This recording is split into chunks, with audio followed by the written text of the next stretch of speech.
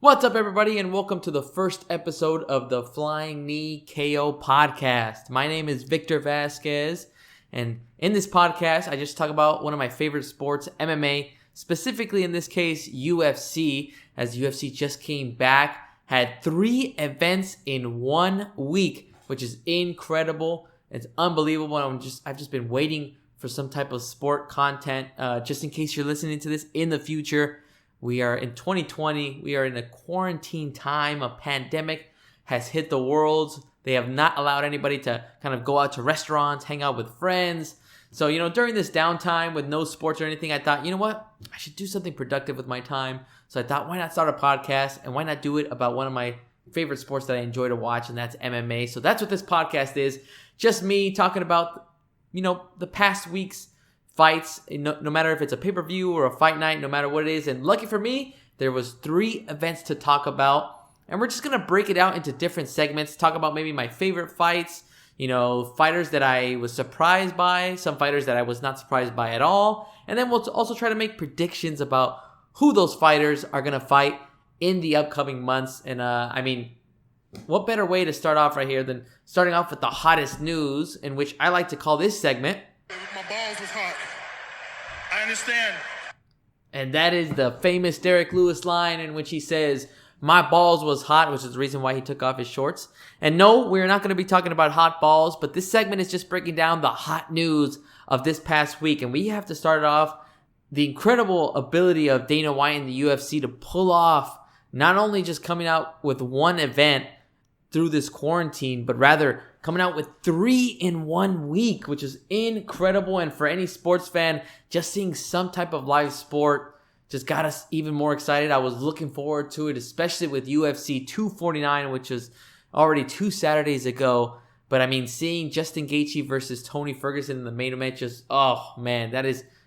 was one of the best fights for an interim championship, for a championship. Obviously it ranks up there. There's still a lot better fights than that one, but it was still great to see that type of action, especially during these crazy times. But we'll probably talk about that one a little bit later.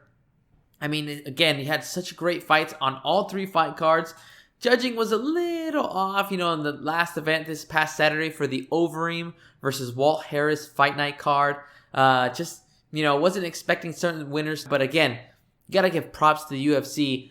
Kudos to Dana White and UFC for putting out some type of sports content during this quarantine, and they just hit it out of the park. And not only did they hit it out of the park, it was the fighters as well who just showed that each one was just appreciative of being there, got the spotlight, even though it was super weird that there's no fans. But I could get used to this. If it comes at the cost of, okay, would you rather just wait until all fans could be in the stadium or watch fights with no fans in the arena? I'll take no fans in the arena. No problem with me. I just love to see that type of competition. So UFC just showing the sports world how it is done. Now, moving on, another hot topic that I wanted to discuss was that main event, Tony Ferguson versus Justin Gaethje for the interim lightweight championship. Tony Ferguson was supposed to fight Khabib Nurmagomedov on April 18th. That fight gets scrapped for the 5th time. You heard it right, a 5th time. And I was so bummed out. I did not want to see Tony fight. I wanted him to wait. I wanted El Cucuy to wait for his opportunity to fight Khabib Nurmagomedov. To me, that matchup, I guess the best way to describe it in an analogy is just, it's like seeing 2 guys in their prime facing off. It's like seeing maybe Kobe in his prime taking on Michael Jordan in his prime. And maybe that's way off of an analogy, but to me, that's where these 2 guys lived up in their MMA careers. You look at Khabib, has not lost in any of his professional fights. He is 28-0, probably 29. I'm probably getting his record wrong. I'll check it after. And then you have Tony Ferguson, who's on a 12-fight win streak, 8 years without losing. And he ended up getting beat, TKO'd by the highlight, Justin Gaethje, coming out of nowhere. Not a short notice fight. He had a few weeks to prepare, but he stepped in there and he just blew El Cucuy away. I was impressed with how many shots he was able to land, especially that left hook. If you guys saw the replay, so many left hooks, so many bombs that Justin Gaethje was throwing was just incredible. So that main event just lived up to my expectations and blew him away, really. And just, you got to also give credit to Tony's chin. I mean, the fact that he was not even knocked down. I mean, he was just rocked consistently, but there was never a moment where he got knocked out. It was Herb Dean that stepped in and just saw the pain that Tony was in. He's like, you know what? Gotta call it. So props to Justin Gaethje for pulling off.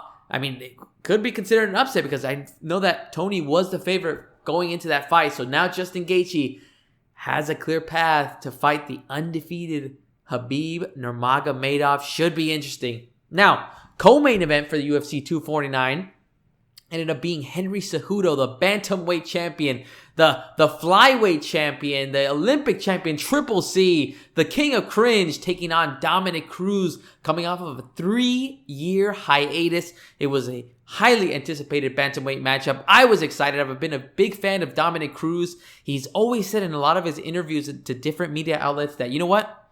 Cage rust is not real. Do not believe it. You know, a lot of people try to throw it in saying, you know what, ring rust is real, cage rust is real. You know, like you spend a lot of time out of the cage and you know, you're not the same. You got to kind of build up to it. And Cruz has always denied it. He says, nope, as long as you're off, you should be in the gym. And if you're in the gym, you're sparring. And if you're sparring, then you should have that type of momentum, the type of ability to adapt and just kind of get into that rhythm that you should have when you go one-on-one against someone like Henry Cejudo, or no matter who it is, just fighting in that cage. And so Cruz had a tough challenge in front of him. He had Henry Cejudo trying to become only the second man to defend 2 titles in 2 different weight classes. The other man, Daniel Cormier, who defended the light heavyweight and heavyweight championships in 2018 and 2019. So Henry Cejudo ended up coming out on top. He got the TKO victory over Dominic Cruz, and it was a beautiful jump knee. He timed it perfectly. As soon as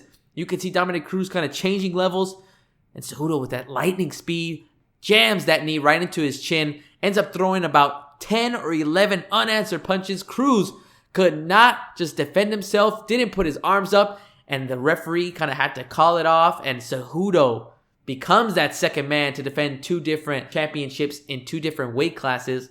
And just like that, you know, he just catapults himself atop of the pound for pound rankings. And then everybody's thinking, oh my gosh, he's just eliminated probably one of the best bantamweight champions of all time. Where is he going to go from here? You know, who's the next challenger? Who's the next young lion that's going to come for Henry Cejudo? Well, ends up being nobody, because afterwards, Joe Rogan comes into the cage, asks him what's next, and Henry Cejudo flat out says it. I got these championships. I got my girl. I want to start a family, and I'm going to retire. And he just retired on the spot. He thanked Dana White. He thanked the UFC, and he just called it. He called it a career. He's only 33 years of age, Henry Cejudo is. And he says, you know what? I want to go down as one of the greatest combat athletes of all time. And I think I've done that with my Olympic gold medal in wrestling, with these 2 championships, defending them both. You know, what more do I have to prove? He says that, you know, no matter who's the other challenger that can come up, he feels like, you know what? His resume says enough. So if this is the end, I mean, congratulations to Henry Cejudo, because he legit, I mean, he said it throughout social media, you know, on different posts. He says it in interviews. He says it just to make it cringe. But, I mean, you have on his resume DJ, Mighty Mouse, one of the greatest athletes, the greatest martial artist of all time. Then you also have TJ Dillashaw, who he beat in the flyweight division after TJ came down on EPO, performance-enhancing drugs. And now you beat who many thought was the greatest bantamweight champion of all time in Dominic Cruz. I mean, what better way can you end a career than that? So congratulations to Henry Cejudo, and hopefully we do see him kind of right off into the sunset. And for the last part of the news, we go to last Wednesday's Fight Night card in Jacksonville for the UFC, in which it was Glover Teixeira against Anthony Smith. Anthony Smith coming off a huge victory over Alexander Gustafsson, was able to submit Gustafsson. Now you can see Anthony Smith kind of getting that momentum back, trying to find a path back to John Jones and the light heavyweight championship, but he had to get through a 40-year-old Glover Teixeira. He's gotten a few victories as well. And look at that. 40 years old, Glover Teixeira gets the finish against Anthony Smith. I mean, Glover's aging like fine wine. He continues to improve. He's getting victories over top contenders. I mean, at first it seemed like Smith was outclassing Glover in that first round. He was coming out with so much heat. Beautiful jabs, nice little uppercuts, nice hooks. But Teixeira just maintained that consistent pace, and it ended up being at the end of that second round, leading into the third, he hurt Smith and just started pounding on him, kept that nice momentum, and you could see Smith slowing down.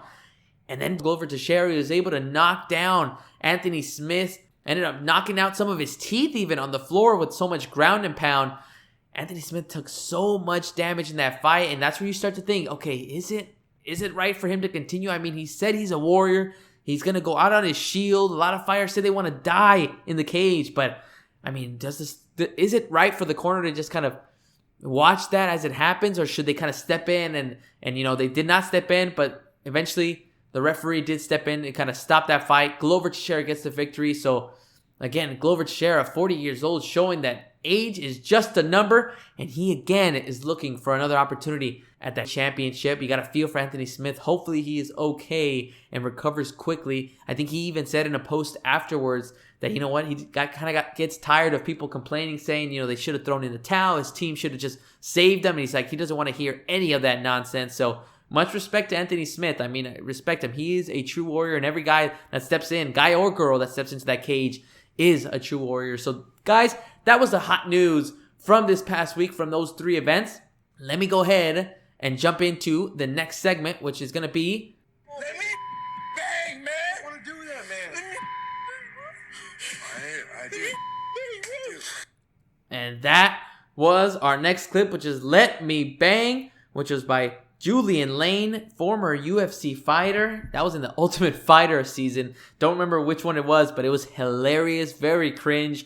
And I thought it would be a perfect segue into this segment, which is about the best fight of this past week. Two guys that banged it out. And I think I kind of alluded to it in the hot news in the previous segment. But to me, out of the 3 fight cards that were shown this past week for the UFC, there was a lot of great fights. I mean, you have UFC 249, which had 4 finishes all in one night. You had that Dominic Cruz against Henry Cejudo. You had Francis Ngannou. You had Jeremy Stevens and Calvin Kattar. Then jumping over to that Smith-Teixeira fight. I mean, Smith and Teixeira had a great fight. You also had 2 heavyweights in the co-main event, Ben Rothwell and Ovince St. Preux, who just moved up to heavyweight. And then, of course, you can never overlook Overeem and Walt Harris. But I had to go with the main event at UFC 249, and that was Justin the Highlight Gaethje taking on Tony El Cucuy Ferguson. I mean, again, I hate to repeat myself, but that fight just blew me away. I mean, 2 savages that just go head to head. Neither one of those guys, in Tony and Justin, are going to back down. They're just going to keep moving forward. They're just going to try to knock the other guy down, cut them, just do anything to make them just bleed and fall to the floor. And they're just 2 guys that literally personify that "let me bang, bro" attitude. And it was such a great show that these 2 put on. And again, if you have a chance to watch it again, just see how many times that left hand that Gaethje is able to land on Tony Ferguson's chin. I mean, it is unbelievable that neither one of those even wobbles Tony Ferguson. You see him kind of grimace, but you just see him eat those shots consistently round after round. Don't forget, Tony landed his shots as well. He was landing on Gaethje, but if you see Gaethje's face after the fight, I mean, Gaethje looks like he has nothing. He's got no cuts. Tony looks like what he does to his previous 12 opponents, just kind of beating them up, cutting them around, just throwing those elbows and cutting them right across the face. But, whew, man, just seeing how Justin was able to handle Tony Ferguson just shows how much of a threat he is. Justin is the real deal. And I cannot wait for that matchup between Justin the Highlight Gaethje and Khabib Nurmagomedov. From what Dana says after the press conference, he was mentioning that hopefully they can do that fight late in July and August, around that, summertime. Hopefully after Ramadan, that gives enough time for Khabib to kind of train as well as deal with his situation with his father. If you've been reading up on any posts about him, his father's in critical condition, so hopefully he is okay. But my goodness, that main event matchup between Gaethje and Nurmagomedov is going to be unreal, and I cannot wait. So guys, that is my nomination for the best fight. 2 guys that wanted to just bang it out, and that was Tony versus Justin Gaethje. So now we can move on to segment number 3, which I like to call... Hey, I'm not surprised, motherfuckers. And that was Nate Diaz saying the classic line that became viral and was used for any UFC meme. I am not surprised, mother effer. And in this segment, we kind of just break down of which fighter didn't surprise us over the last week of fights. You know, we look at all these fights and there's just always that one fighter that, you know what, stepping in, I kind of expected to do this, or I kind of expect this MMA fighter to do that, or you expect this type of result. And so I looked through all 3 UFC events. I looked at all the fighters, and I mean, there's only one guy that just, you look at him and you see, okay, he is just such a big threat in this division, and that was Francis the Predator Ngannou. I mean, you know that every time he steps into that cage, he's looking to knock off heads, no matter who it is. And it's exactly what he did against Jairzinho Rozenstruik. Now, Jairzinho is no guy to mess around and laugh about. I mean, this guy ended up tearing Alistair Overeem's lip in their last fight. He knocked him out with one punch, not a build-up, piecing that lip up. No, the last punch of the fight between Jairzinho and Alistair Overeem ended with the right hand right on the left side, the left lip of Alistair Overeem. Ended up cutting that thing wide open. It was disgusting. It was flapping. And that just showed that Jairzinho has got that striking power. And not only that fight, but Jairzinho was able to do that in previous fights as well. I was hoping that this heavyweight title was not going to turn into something like Francis Ngannou versus Derek Lewis. I don't know if that happened like in 2018 or something like that, if you guys remember. But that one was just, I was so hyped. And then it ended up being such a dud because these two guys just kind of, neither one wanted to take that risk. And I was very worried that was going to happen. But lucky for us, it did not happen. And look at the result. Francis Ngannou taking out Jairzinho Rozenstruik. I mean, and not just taking him out, he just took him out in less than a minute. I mean, his ability, his strength, the firepower that comes out of both of his hands, not just one, but both. It's just, it shows that not only is Francis the scariest man in the heavyweight division, this dude is the scariest man in the world. He lands one strike on you, it is all over for you. And that was the one guy that I was just not surprised by his result of how he was able to finish Jairzinho Rozenstruik. Francis Ngannou, the KO master. I mean, the Mike Tyson of the UFC. This dude is just so damn scary. And now it's only, for him, it's title shot or bust. There's no other guy that he has to face. He's gone through most of the top guys. He has got to fight for the title next. So hopefully DC and Stipe can settle out their trilogy. That way they give an opportunity to Francis Ngannou to fight for the championship. Well, now that we got through our fighter that we weren't surprised of, let's look at the next segment, or maybe we'll look at a fighter who we overlooked a little bit in the segment I like to call, Who the fuck is that guy? Who the fuck is that? and that was Conor McGregor with another great line. And that was actually the UFC 205 press conference. That was the first MSG card. And that's where Jeremy Stephens is kind of stepping in, saying that he wanted to fight Conor, saying that he could face him off and knock him out. And Conor just with another great line. Such quick-witted ability of Conor to just say, who the F is that guy? And that's what this segment is about, is who the F is that guy or girl? One fighter that we looked at from the past week's fights. And we try to see, look, there was a lot of great fights, but don't overlook this person. This person's got a lot of potential. And for me, there was 2 people to look out on 2 different cards. On the first one, if we have UFC 249, you have to keep an eye out on Thug Nasty Bryce Mitchell. Thug Nasty just put on a great grappling performance. It was unbelievable. He actually pulled off in his previous fight the second twister of all time, and he was able to bust that out. The only other man that's been able to pull off a twister was the Korean Zombie. So that just puts Bryce Mitchell in rarefied air right there and shows off his grappling skills. He ended up getting a decision victory over Charles Rosa, and Bryce Mitchell still undefeated at 13-0 in the featherweight division. And he's just going to be a force to reckon with. Not only did he just out-grapple Charles Rosa, but he almost pulled off the twister again. That is his ability, just to show off and say, you know what, I can maybe pull off this twister on every opponent if I get him onto the floor. So such a great matchup for Bryce Mitchell. So I'm excited to see who they put him up against in that featherweight division. Hopefully somebody ranked in order to test Bryce Mitchell. And you got to keep an eye out on him because he could be a future contender for the featherweight title.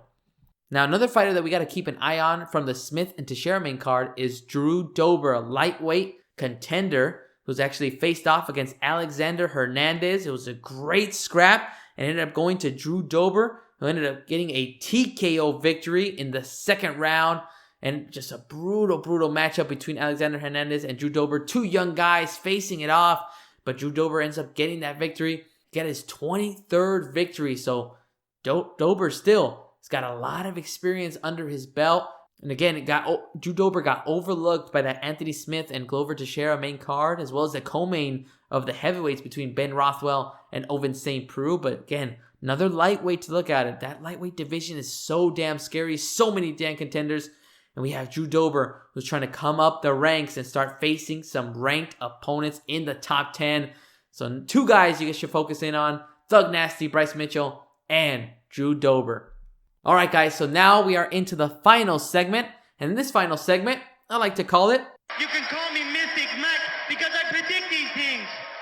And that's right, this segment is called Mystic Mac. Just to kind of give you a warning, I'm not going to be making any predictions because, I should have said this at the beginning of the podcast, but I'm in no way an expert of MMA. I mean, to me, I would just say I'm more of a, hardcore fan. I follow the sport for the last 5 years and just kind of got into it and just try to absorb as much as I can. But I'm still learning this game, learning everything that this sport has to offer. So I am in no way going to be making predictions, qualified to say anything like that. Instead, what I want to do with this segment is more of, instead of predicting the outcomes of any future fights, I actually want to predict who the winning fighters on these 3 previous fight cards are actually going to fight in the near future. That way, it kind of, gives us a little bit of a tease of like, okay, man, I can't wait to see these two guys fight, and hopefully brings up some excitement. And that way we can play matchmaker. So I wanted to start off with the hardest one. And that hardest one to choose is Francis Ngannou. I mean, to me, he has only one fight to make, only one fight to sign, and that has got to be for the championship, the heavyweight title. The problem is that DC and Stipe Miocic are still trying to figure out their trilogy and end it. I doubt the UFC will want to give up on that trilogy, especially it's 1-1 right now, and it's just going to bring a lot of money for Dana White and the UFC. But I mean, how could you deny Francis Ngannou, who his last 4 opponents, he's beat in the first round, all by knockout, in a combined time of 1 minute and 30 seconds. 4 opponents. And he's only been in the cage for 1 minute and 30 seconds. I mean, unbelievable, the ability of Francis Ngannou, and just shows how he's been able to evolve since that loss to Stipe Miocic a few years ago for the heavyweight title. Don't forget, he had a chance. He fought, but he was still young and still, not even young, but still very inexperienced. His first time in the spotlight for the heavyweight title. Now, he has just seemed to let that all go. He doesn't feel that same pressure. Now he just knows... He knows what he has to do in that cage in order to get the victory, and he just cannot wait to get a chance to either fight DC or Stipe Miocic. So to me, it's got to be title or bust, like I mentioned earlier. The only fight I can see the UFC putting for Francis Ngannou is John Jones. I think even John Jones on an Instagram post or Twitter post said that he would love to see that fight go down, and it says that if the UFC can kind of pay him the right amount of money, he'd love to go up to heavyweight and fight Francis Ngannou. Other than that, I do not see Francis, fighting anybody else below him. He is the number 1 contender. It is clear there was nobody above him besides DC and Stipe. So that's the only outcome. If for some reason DC and Stipe does not happen, then that gives Francis an opportunity to step in and fight for the title. If not, you gotta have him fight John Jones. That brings more eyes to Francis Ngannou. And if he were to pull off, I can't even talk because of how crazy this outcome would be, but if he could pull off knocking out one of the GOATs of MMA and John Jones, I mean, that would just catapult him. I'd probably catapult him as high as if he won the title. Because, I mean, nobody's been able to beat John Jones. Now, Jones has looked a little vulnerable in his last couple of fights. He'll probably deny that, but, I mean, that matchup would be insane. So, if they don't give Francis a title shot, I would love to see Francis against John Jones. Now, next Mystic Mac prediction I want to do is not actually for a fighter. Instead, I wanted to predict what's next for the bantamweight title. Now that Cejudo, he defended and now he's retired, you gotta put up that belt to try to give two guys an opportunity to get their crack at that gold. And to me, there's only two guys, two hungry lions that are waiting for the opportunity to become bantamweight champion, and that is Aljamain Sterling and Petr Yan. I mean, those two guys have just gone on crazy win streaks. I believe both of them are either on 2 or 3 fight win streaks. Petr Yan ended up putting a beating on Uriah Faber the last time, ended up TKOing him. And then Aljamain Sterling, again, ever since he got KO'd by Marlon Moraes, he has just been on a streak. He, again, has been able to show how, even after a loss, you can improve your game, find those holes and just fill them in, and just improve your MMA prowess. So hopefully we get to see those two guys fight it out for the bantamweight title. It'd be crazy to see, as well as the speed on both of those guys, the IQ in that cage, but also the excitement to see two guys that are going to fight for their first title in the UFC, and the opportunity to see them crown a new champion is always exciting. All right, guys, next fighter we want to focus in on is Justin the Highlight Gaethje. While Francis was the hardest decision of that main card for UFC 249, I feel like of all the fighters, Justin Gaethje is the easiest. You have got to give him that fight against Khabib Nurmagomedov. I believe Conor, even after UFC 249, he was even saying, you know what, Justin, you don't want to fight Khabib. You want to fight a guy that's going to stand right in front of you, and that's me. Now Conor trying to put his name in there, but as much as I like Conor, as much as I respect him as a fighter, I mean, I do not see him getting that Justin Gaethje fight. It cannot happen. Justin Gaethje is the interim lightweight champion. He even threw that belt after he received it from Dana White, and he says, you know what? I want the real one. I want to hold the real one. And that just, that excites me even more to see Justin versus Khabib. It's just going to be such an interesting matchup. And again, I know a lot of people say it on different outlets, and Justin Gaethje is a wrestler. He's got wrestling background. He has never used it. And even, I think he's even said, I don't use it because it tires me out. But could you imagine, the one time that he uses it is against Khabib. Imagine he held it a secret, kind of held it down and saying, you know what, I'm not going to show this ability I have, this technique of that I possess, and wait until the perfect opportunity against Khabib, who loves to just grind on guys, loves to just bring them down to the canvas and just kind of wear them out and just ground and pound them or submit them. So I cannot wait for that matchup. It is going to be intense, and it's going to be, to me, it's going to blow my expectations as well, just like Justin versus Tony did. All right, we move on to Glover Teixeira, who on Wednesday's Fight Night card last week ended up beating Anthony Smith. So now Glover, after that victory against Anthony Smith, that is 4 in a row, and his last loss came in 2018 to Corey Anderson. So to me, you got to give Glover somebody in that top 3 of the light heavyweight division. Dominic Reyes probably going to fight against John Jones. So I would be very interested to see if they can give Thiago Santos, after he's come back from his injuries and is healthy, maybe fighting Glover Teixeira. You also have Jan Blachowicz, who's actually knocked out Corey Anderson. That would be an interesting matchup for Teixeira as well. Or you have Volkan Ozdemir. So all these matchups would be very interesting for me to see Teixeira, again, just aging so well. And he's probably that one guy similar to DC, who already in their 40s, but they just continue to grow with the time. They continue to not get left behind, and they just keep improving their skills. So again, any one of those victories against Santos, Blachowicz, or Ozdemir can get Glover Teixeira closer to a title shot in the light heavyweight division.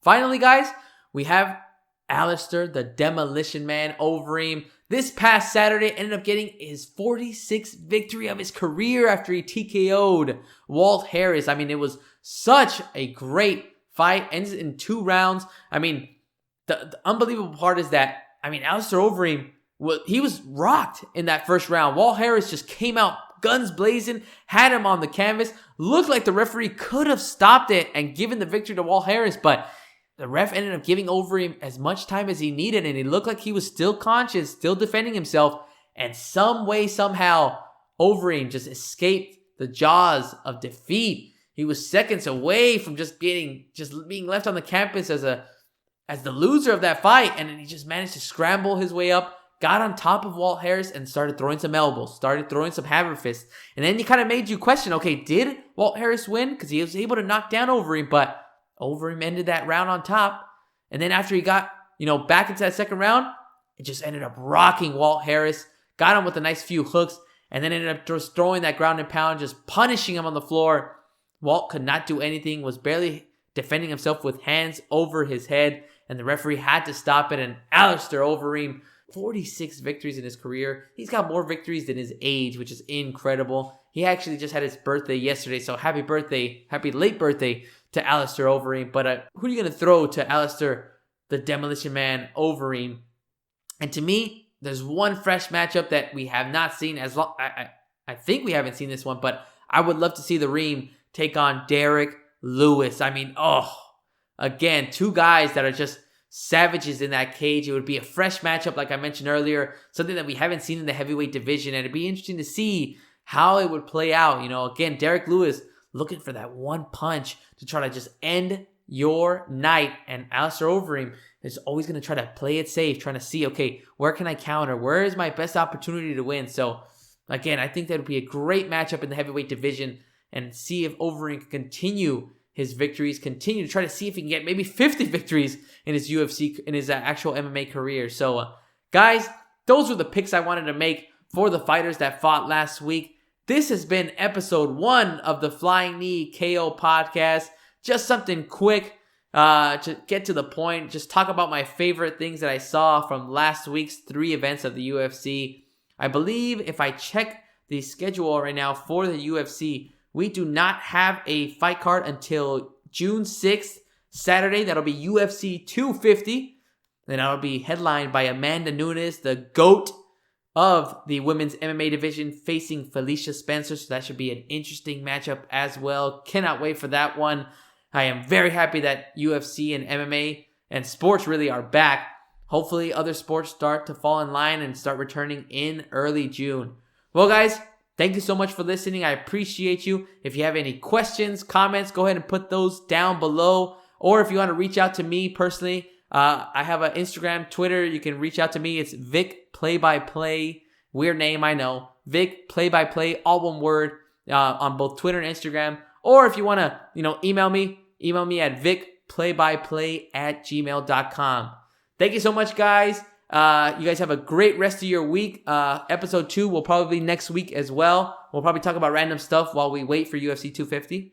You guys stay safe during these crazy times, and I'll talk to you guys later.